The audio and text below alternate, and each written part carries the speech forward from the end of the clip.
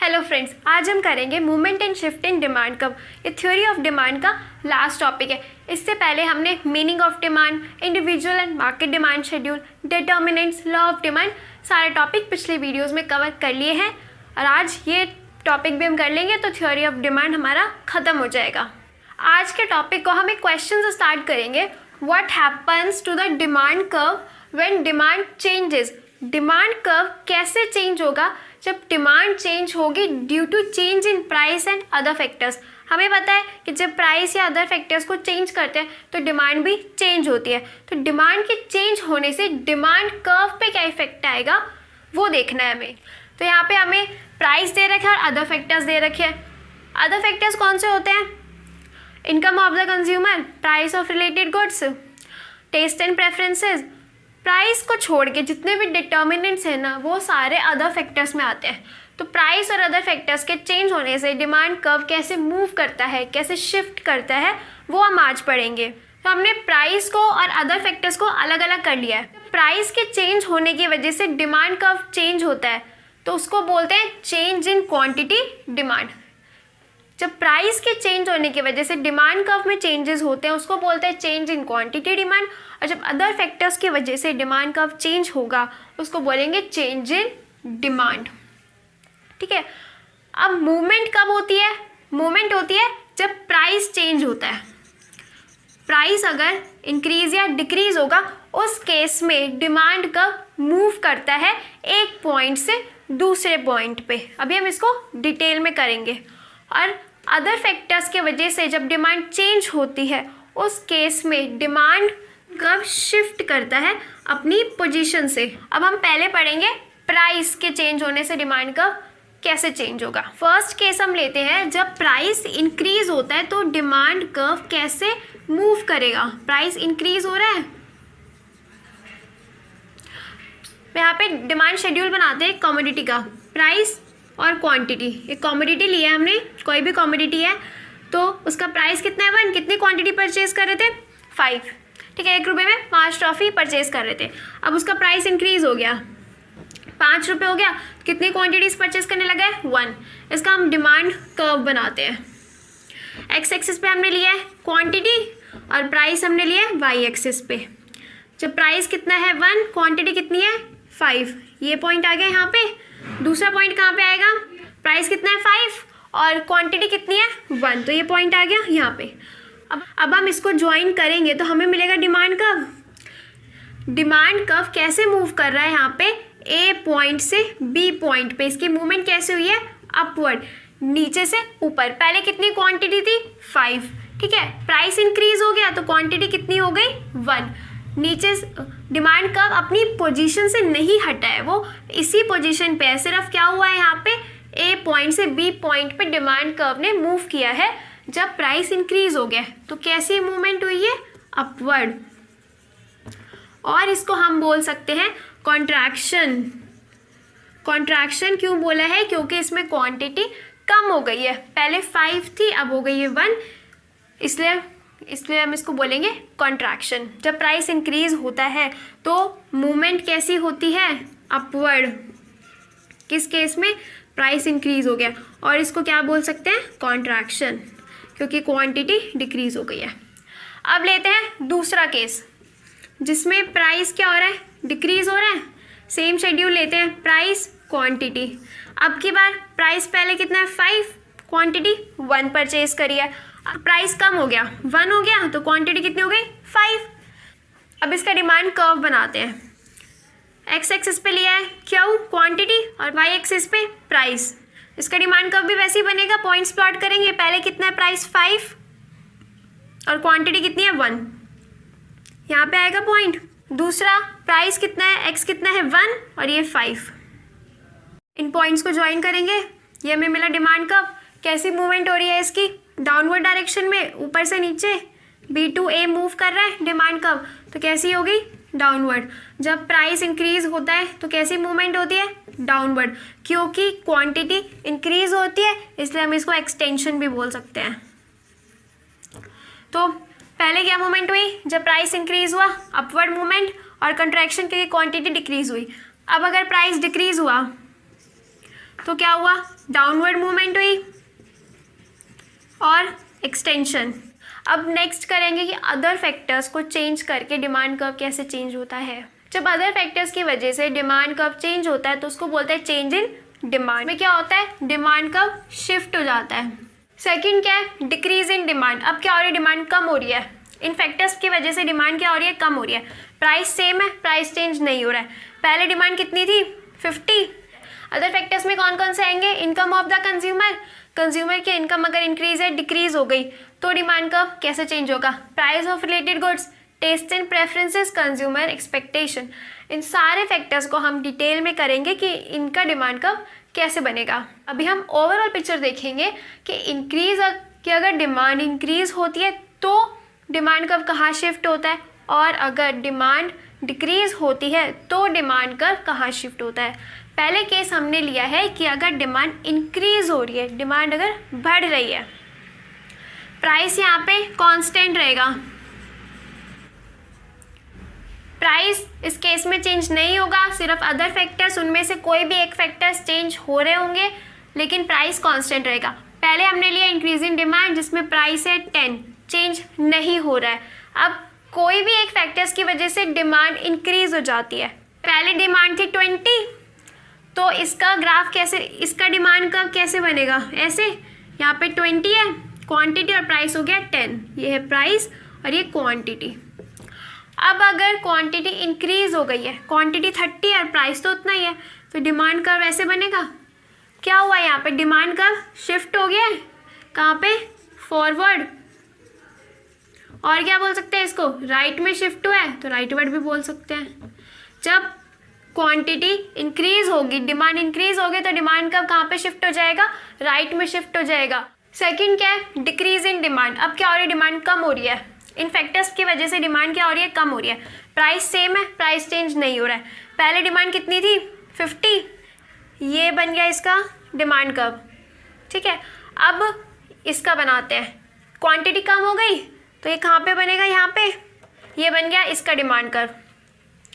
अब इसमें क्या हुआ है, डिमांड कर्व कहाँ पे शिफ्ट हो गया, लेफ्ट में शिफ्ट हो गया है, लेफ्ट में, इसको बैकवर्ड भी बोल सकते हैं।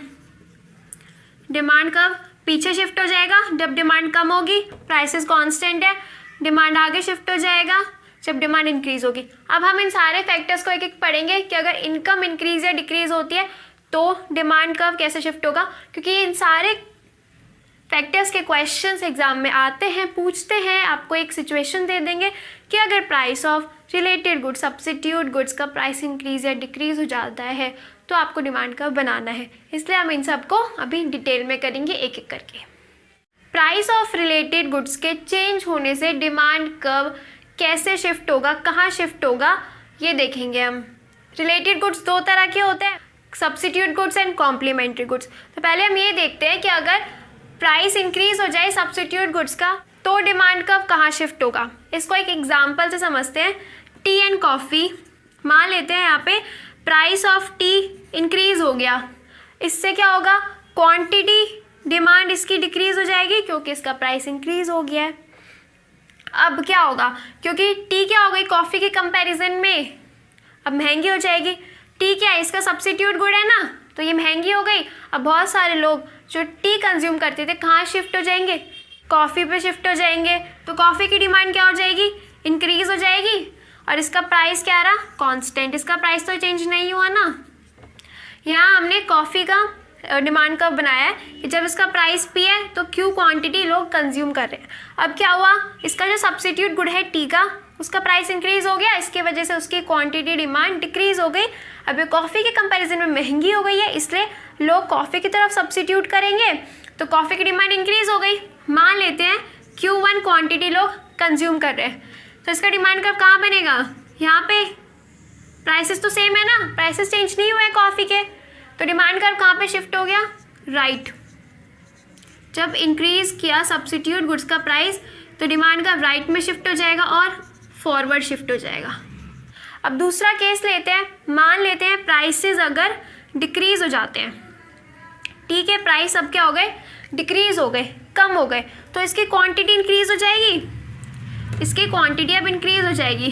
अब अब बहुत सारे लोग जो कॉफ़ी कंज्यूम करते थे वो कहाँ पे शिफ्ट हो जाएंगे, टी पे, क्योंकि अब टी सस्ती हो गई है कॉफ़ी से ज़्यादा, तो इसकी क्वांटिटी क्या हो गई, डिक्रीज़ हो गई, और प्राइसेस इसका अभी भी कांस्टेंट ही था, यानी इसके सब्सिट्यूट गुड्स का प्राइस चेंज हुआ, इसकी डिमांड चेंज हो गई, इसकी डिमांड कम हो गई। मान लेते हैं Q2 कंज्यूम कर रहे हैं तो इसका डिमांड कहाँ शिफ्ट हो गया, लेफ्ट। ठीक है, जब प्राइस इंक्रीज करेंगे सब्सिट्यूट गुड का तो डिमांड राइट शिफ्ट होगी, जब अगर प्राइस डिक्रीज कर देंगे सब्सिट्यूट गुड्स का तो डिमांड कब, लेफ्ट में शिफ्ट हो जाएगा। अब देखते हैं कॉम्प्लीमेंट्री गुड्स का। वो गुड्स होता है जिसमें अगर एक कमोडिटी का प्राइस डिक्रीज होता है तो दूसरे गुड की डिमांड इंक्रीज हो जाती है, अगर एक का प्राइस इंक्रीज होगा तो उसकी वजह से दूसरे की डिमांड भी कम हो जाएगी। अब यहाँ पे हमने एग्जांपल लिया है पिज़्ज़ा एंड कोक का। ठीक है, दोनों एक दूसरे के कॉम्प्लीमेंट्री गुड्स हैं और ये डिमांड कब बनाया है, किसका, कोक का। पी प्राइस पे ई क्वांटिटी कंज्यूम कर रहे हैं। अब मान लेते हैं पिज़्ज़ा के जो प्राइस है वो इंक्रीज़ हो जाते हैं, इंक्रीज़ होने से क्या होगा, इसकी क्वांटिटी डिमांड डिक्रीज़ हो जाएगी। अब पिज़्ज़ा को लोग कम परचेज करेंगे तो कोक की डिमांड भी क्या हो जाएगी, कम हो जाएगी। इसका प्राइस क्या है, कांस्टेंट है, चेंज नहीं हुआ है। पिज़्ज़ा का प्राइस इंक्रीज़ हो गया है, उसकी डिमांड डिक्रीज़ हो गई है, इसकी वजह से कोक की डिमांड भी डिक्रीज़ हो जाएगी। तो डिमांड कब कहाँ शिफ्ट हो जाएगा, मान लेते हैं अब Q1 क्वांटिटी परचेज कर रहे हैं तो ये इसका पॉइंट हो गया, डिमांड कब लेफ्टवर्ड शिफ्ट हो गया, पीछे बैकवर्ड।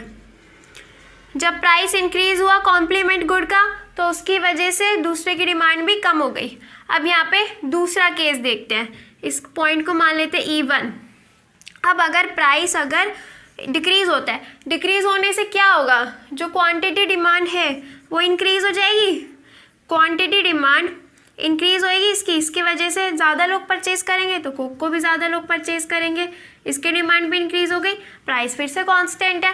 अब कहाँ पे शिफ्ट होगा, अब आगे की तरफ शिफ्ट हो जाएगा, Q2 क्वांटिटी परचेज कर रहे हैं।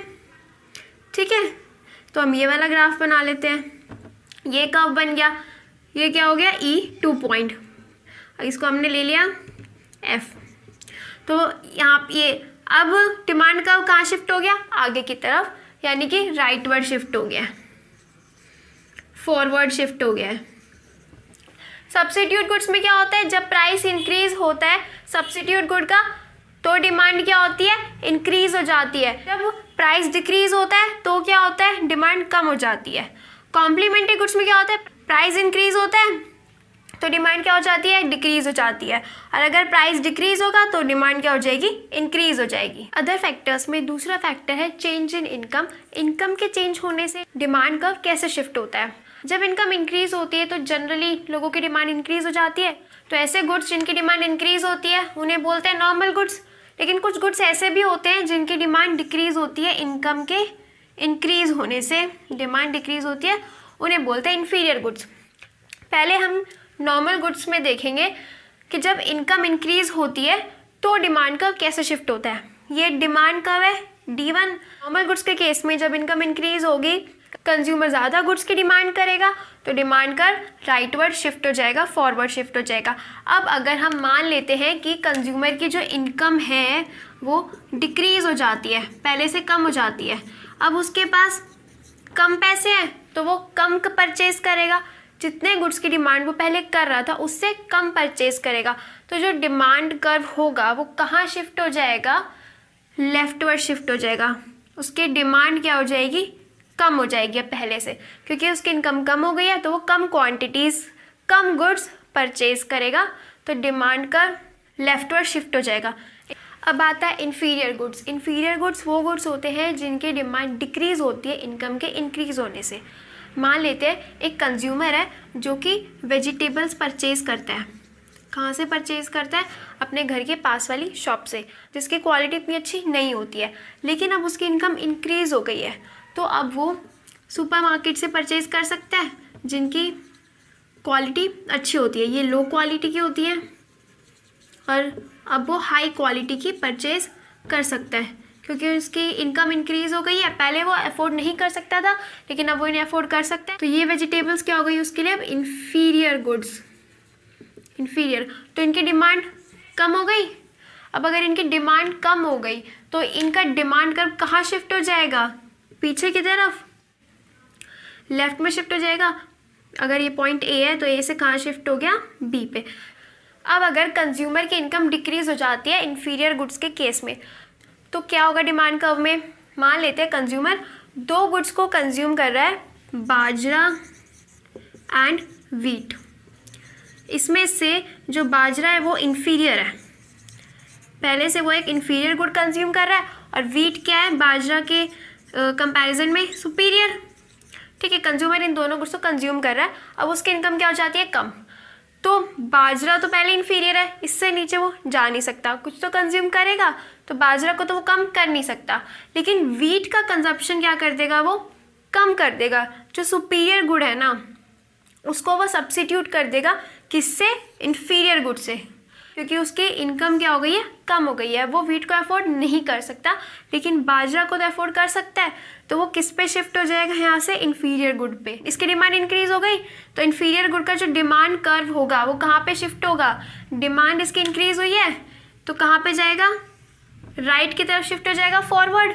पहले अगर इतनी क्वांटिटी परचेज कर रहा था, ठीक है, अब कितनी क्वांटिटी, अब ज़्यादा क्वांटिटी परचेज करेगा, अब इतनी क्वांटिटी परचेज कर रहा है, तो ए टू सी यहाँ पे चला गया। तो जब इनकम इंक्रीज होती है तो इन्फीरियर गुड्स की डिमांड क्या हो जाती है, कम हो जाती है, और जब इनकम डिक्रीज होती है तो इन्फीरियर गुड्स की डिमांड इंक्रीज हो जाती है।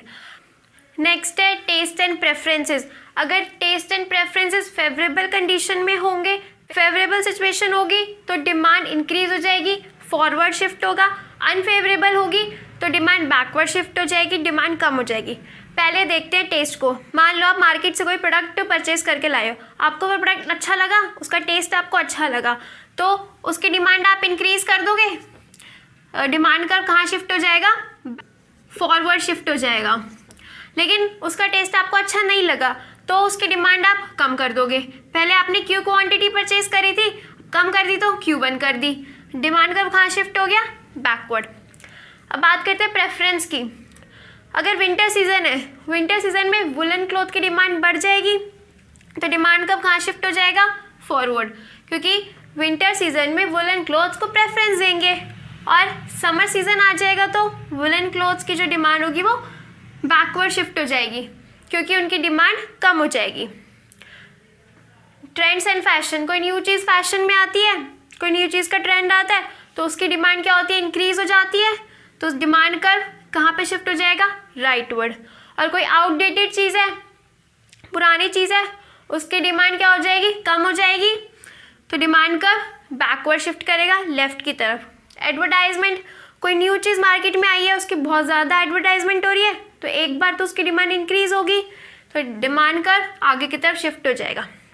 मतलब ये सारी चीज़ें हैं जो कि हमारे टेस्ट एंड प्रेफरेंस को चेंज करती हैं। अगर हमारा टेस्ट एंड प्रेफरेंस उन चीज़ों के कमोडिटी के फेवरेबल कंडीशन फेवर में होगा तो फॉरवर्ड डिमांड का शिफ्ट हो जाएगा, डिमांड इंक्रीज हो जाएगी।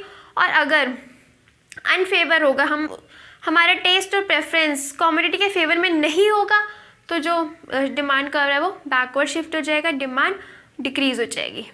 थ्योरी ऑफ डिमांड के सारे टॉपिक्स हमने कवर कर लिए हैं, ये चैप्टर हमारा ख़त्म हो गया। अगर आपको किसी टॉपिक में प्रॉब्लम है तो डिस्क्रिप्शन में सारी वीडियोस की लिंक गिवन है, आप देख सकते हो। ये क्वेश्चंस हैं आज के टॉपिक से रिलेटेड जिन्हें आप आंसर कर सकते हो। नेक्स्ट वीडियो में हम करेंगे इलास्टिसिटी ऑफ डिमांड। तो मिलते हैं नेक्स्ट वीडियो में। Have a good day, see you, thank you for watching.